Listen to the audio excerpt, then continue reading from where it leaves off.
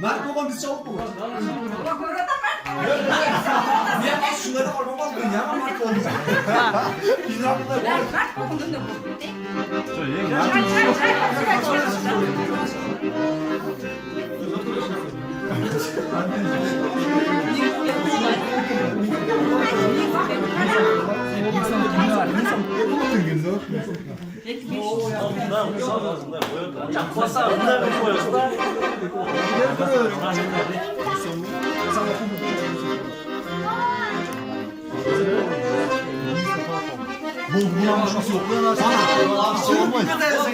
Azı bana kısa 9 ay kadar doldu. Oldu be. Çağım. Biz bir erke. Çağım be. Oynamadı gegen canlısın. Ben sonra kısa Açıdan içine. Ya ben demem.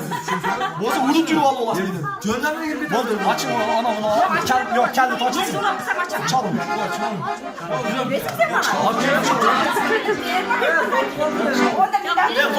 Ben baktım açkanlayım böyle. Koyar be. Kiraladın.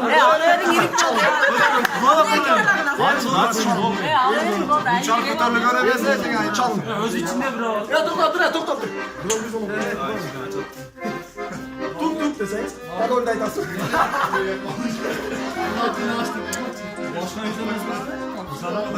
Bekirle neyse o çünkü.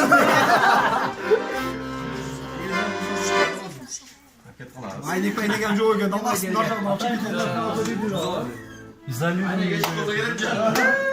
Buran yer oldu yaşıyor. Şöyle baba. Ölçük deseniz. Koydu zaten. Yemin toşuna bekir gibi oturuyorum. Ya açtım. Ha geç kadar oluyor burada.